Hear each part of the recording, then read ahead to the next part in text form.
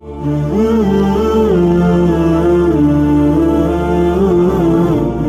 اللہ الرحمن الرحیم۔ شروع اللہ کے نام سے جو بڑا مہربان نہایت رحم کرنے والا ہے۔ السلام علیکم ناظرین، welcome to my YouTube channel Hadiya voice کے ساتھ۔ پیارے دوستو، بنی اسرائیل وہ واحد قوم ہے کہ جس کی طرف اللہ تبارک تعالیٰ نے اپنے سب سے زیادہ انبیاء اکرام کا مبعوث فرمایا، اور سب سے زیادہ نبی اکرام بنی اسرائیل کی ہدایت کے لیے تشریف لائے، اور مصر کی سرزمین پر بہت سارے فرعون گزرے، اور مصر کی سرزمین پر اللہ تبارک تعالیٰ نے بہت سارے عذابات نازل فرمائے۔ اس طرح مصر کی سرزمین نے اللہ تبارک تعالیٰ کے غیر و غضب کا رنگ بھی دیکھا۔ اسی طرح اللہ تبارک تعالیٰ کے تمام تر دردناک عذابات کو دیکھنے کے باوجود قوم بنی اسرائیل اللہ تبارک تعالیٰ کی وحدانیت پر ایمان کیوں نہ لائی، اور وہ فرعون جو خود کو خدائی کا دعویٰ کرتا تھا اور لوگوں سے اپنی پوجا کروایا کرتا تھا، لیکن اس کے باوجود وہ فرعون وہ اللہ تبارک تعالیٰ کی وحدانیت پر کیسے ایمان لے کر آیا۔ پیارے دوستو، آج کی اس ویڈیو میں ہم آپ کو بتائیں گے کہ وہ فرعون جو اپنی قوم کے سامنے یہ دعویٰ کیا کرتا تھا کہ میں ہوں سب سے بڑا خدا، یہی فرعون اللہ تبارک تعالیٰ کی وحدانیت پر ایمان کیسے لے آیا، اور فرعون ایسا کون سا عمل کرتا تھا کہ جس کی وجہ سے اللہ تبارک تعالیٰ نے اس کی ہر دعا قبول کرتا تھا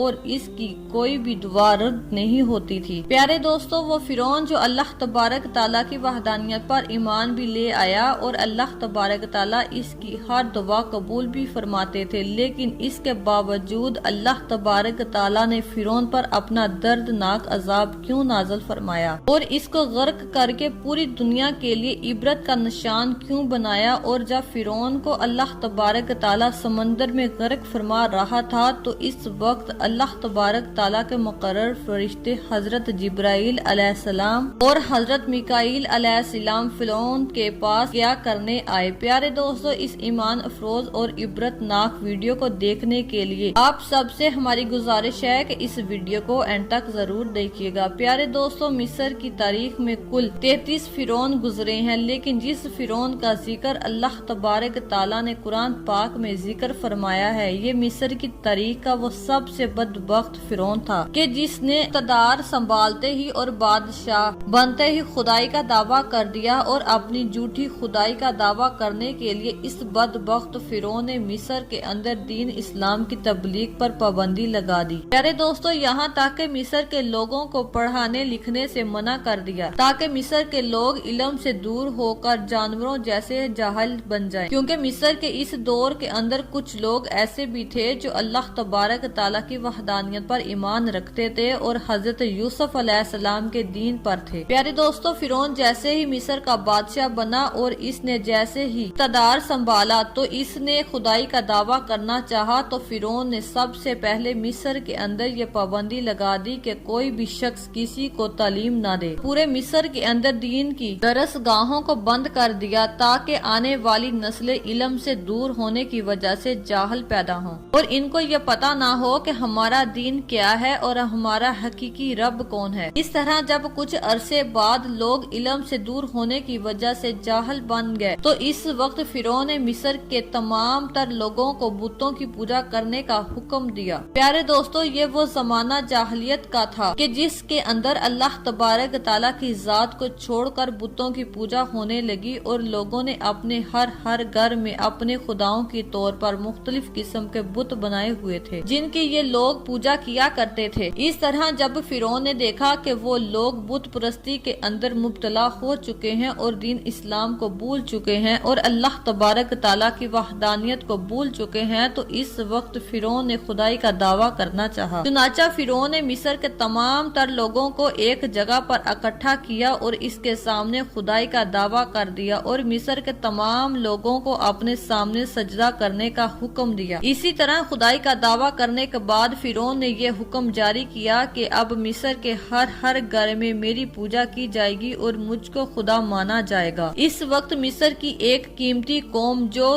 کہ تعداد میں بہت زیادہ زیادہ لوگ تھے، انہوں نے فرعون کو اپنا خدا ماننا شروع کر دیا اور فرعون کی پوجا کرنے لگے، لیکن اس وقت چند لوگ ایسے موجود تھے کہ جن کے دلوں میں ایمان کا نور نہیں نکلا تھا اور وہ اللہ تبارک تعالیٰ کی وحدانیت پر ایمان رکھتے تھے اور ایک خدا کی عبادت کیا کرتے تھے۔ چنانچہ ان چند مسلمانوں نے فرعون کو اپنا خدا ماننے سے انکار کر دیا۔ فرعون کو جب اس بات کا پتہ چلا تو فرعون غضبناک ہوا اور ان چند مسلمانوں کو اپنا غلام بنا لیا۔ اس طرح فرعون قوم بنی اسرائیل کے ان چند مسلمانوں پر ظلم و ستم کرتا اور ان پر تشدد کیا کرتا اور سب سے بڑی برکم کام ان مسلمانوں سے لیا کرتا۔ پیارے دوستو، چنانچہ مصر کے تمام لوگ فرعون کو اپنا خدا مانتے تھے اور اس کے سامنے اپنی ہر حاجت رکھا کرتے تھے اور فرعون ان کی ہر حاجت پوری کیا کرتا تھا۔ لیکن ایک مرتبہ قدرت الہی سے ایسا ہوا کہ مصر کے اندر قحط سالی پڑ گئی اور مصر کے وہ تمام تر لوگ جو فرعون کو اپنا خدا مانتے تھے، یہ لوگ فرعون کے پاس آئے اور فرعون سے کہنے لگے کہ مصر کے اندر قحط سالی پڑ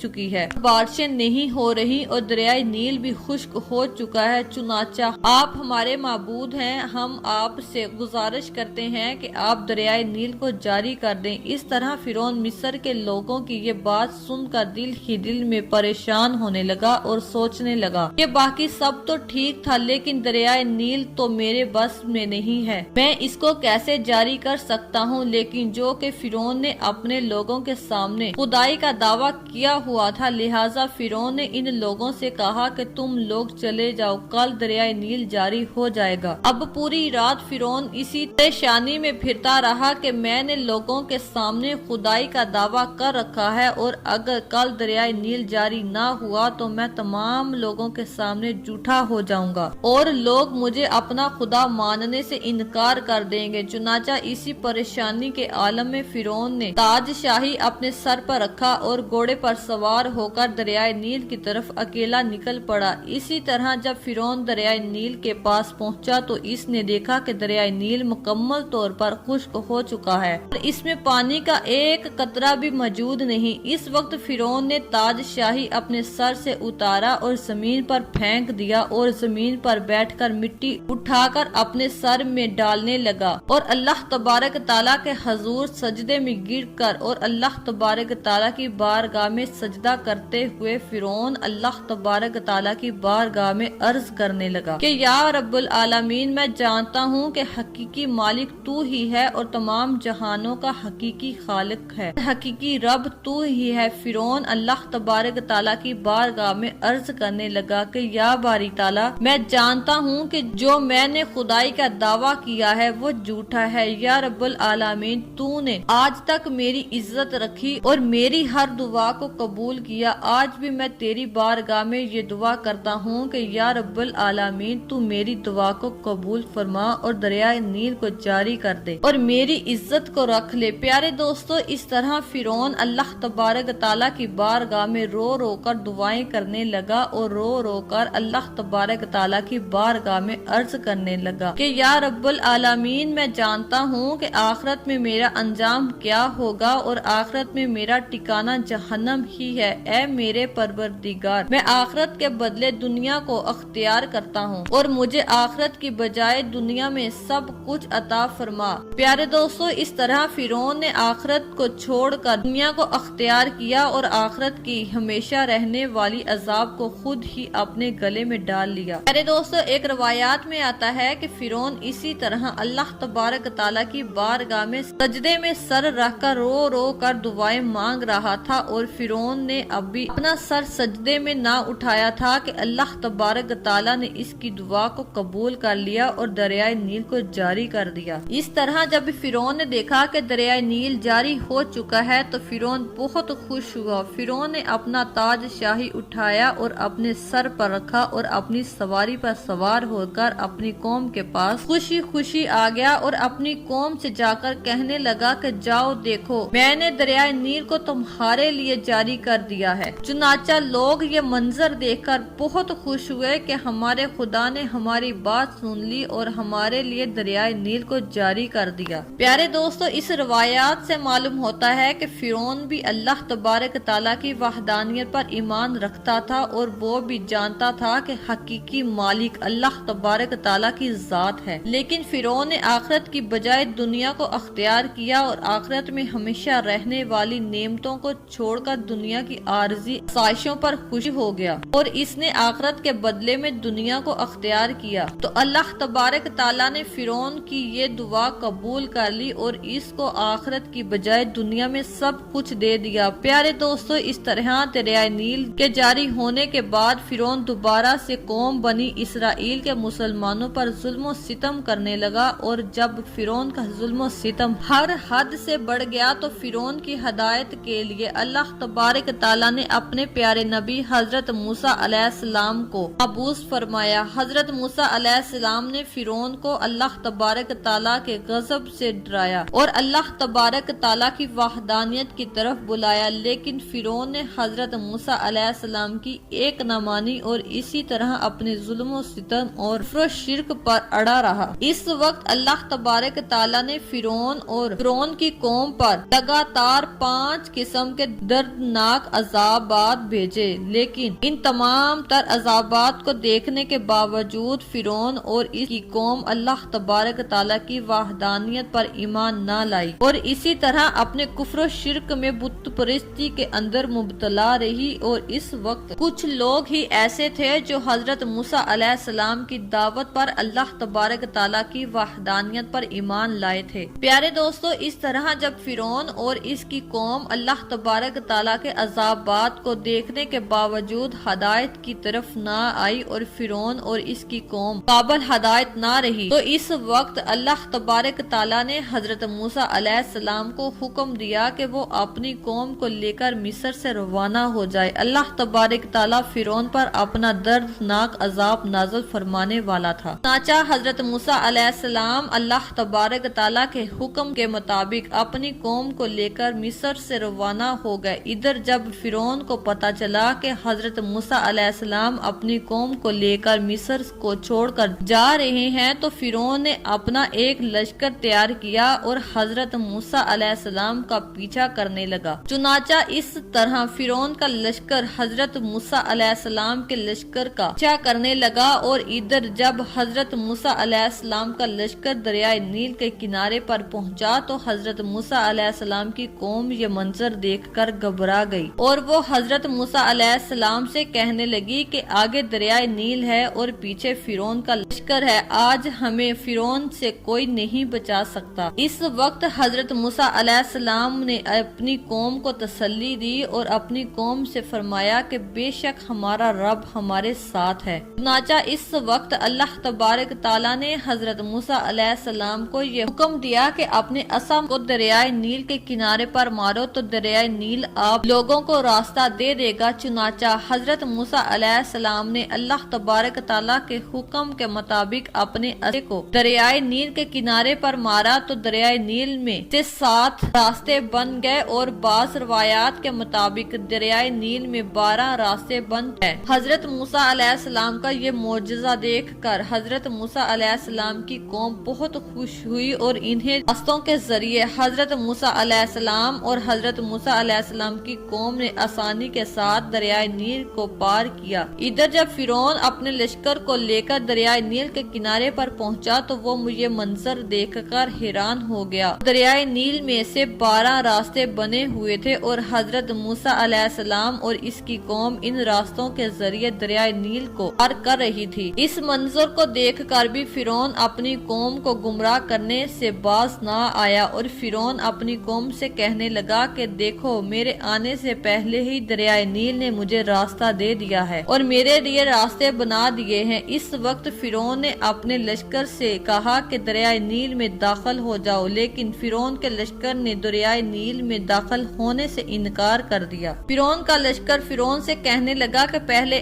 آپ دریائے نیل میں داخل ہوں، اس کے بعد آپ کے پیچھے ہم لوگ داخل ہوں گے۔ اس طرح جب فرعون نے اپنے گھوڑے کو دریائے نیل میں داخل کرنے کے لیے کہا تو وہ گھوڑا آگے نہ بڑھا اور وہیں پر رک گیا، کیونکہ وہ اللہ تبارک تعالیٰ کے دردناک عذاب کو دیکھ رہا تھا جو فرعون پر نازل ہونے والا تھا۔ پیارے دوستو، روایات میں آتا ہے کہ جب فرعون کا گھوڑا سمندر میں داخل نہیں ہو رہا تھا تو اس وقت حضرت جبرائیل علیہ السلام ایک گھوڑی پر تشریف لائے اور اس گھوڑی کو فرعون کے گھوڑے کے قریب سے گزارا اور اس گھوڑی کو دریائے نیل میں داخل کر دیا، لیکن اس منظر کو فرعون اور اس کے ساتھی میں سے کوئی نہیں دیکھ سکا۔ اس طرح جب حضرت جبرائیل علیہ السلام گھوڑی پر سوار ہو کر دریائے نیل میں داخل ہوئے تو فرعون کا گھوڑا بھی پیچھے پیچھے دریائے نیل میں داخل ہو گیا۔ پیارے دوستو، اس طرح فرعون جیسے ہی دریائے نیل میں داخل ہوا تو اس کے دل پر ایک ہیبت طاری ہو گئی اور فرعون کو عذاب الہی کے اثار محسوس ہونے لگے۔ فرعون اس وقت یہ چاہتا تھا کہ میرا گھوڑا آگے نہ بڑھے، لیکن فرعون کی لاکھ کوششوں کے باوجود وہ گھوڑا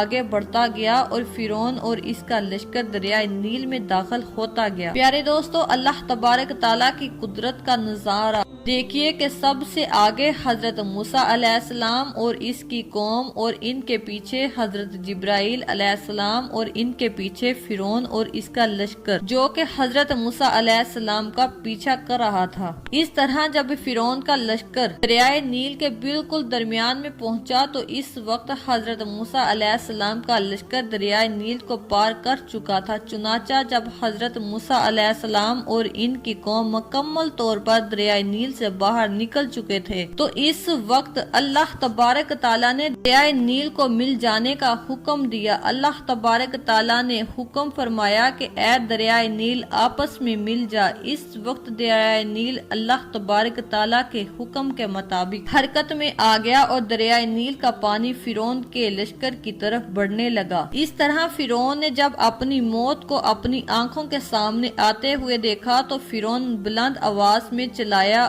کہ میں اس بات پر ایمان لایا کہ خدا کے سوا کوئی معبود نہیں، اور میں اس خدا پر ایمان لایا جس خدا پر بنی اسرائیل کے مسلمان ایمان لائے۔ اور فرعون یہ کہنے لگا کہ میں فرما برداروں میں شامل ہوتا ہوں، اور مٹی سے فرعون کے منہ کو بند کر دیا، کیونکہ فرعون اللہ تبارک تعالیٰ کی بارگاہ میں یہ دعا مانگنا چاہتا تھا کہ اللہ تبارک تعالیٰ فرعون کو اپنے دردناک عذاب سے بچا لے۔ لیکن حضرت جبرائیل علیہ السلام نے مٹی کے ذریعے فرعون کے منہ کو بند کر دیا تاکہ فرعون دعا نہ مانگ سکے۔ پیارے دوستو، روایات میں آتا ہے کہ جب فرعون غرق ہونے لگا اور اس نے اپنے سامنے اپنی موت کو دیکھا تو اس وقت وہ اللہ تبارک تعالیٰ کی بارگاہ میں دعا کرنے لگا۔ تو اس وقت اللہ تبارک تعالیٰ کے مقرب فرشتے حضرت میکائیل علیہ السلام فرعون کے سامنے آئے، فرعون کو کہنے لگے کہ اب تو ایمان لاتا ہے، پہلے تو نافرمان تھا اور فساد پھیلانے والوں میں سے تھا۔ پیارے دوستو، اس طرح فرعون غرق ہوتے وقت اللہ تبارک تعالیٰ کی وحدانیت پر ایمان لے آیا، لیکن اس وقت اس کا ایمان قابل قبول نہ تھا، اور حضرت جبرائیل علیہ السلام نے فرعون کے منہ میں مٹی ڈال دی تاکہ وہ اللہ تبارک تعالیٰ کی بارگاہ میں دعا نہ کر سکے۔ اس کے بعد اللہ تبارک تعالیٰ کے حکم سے دریائے نیل آپس میں مل گیا اور فرعون اور اس کا لشکر دریائے نیل کے اندر غرق ہو کر تمام کا تمام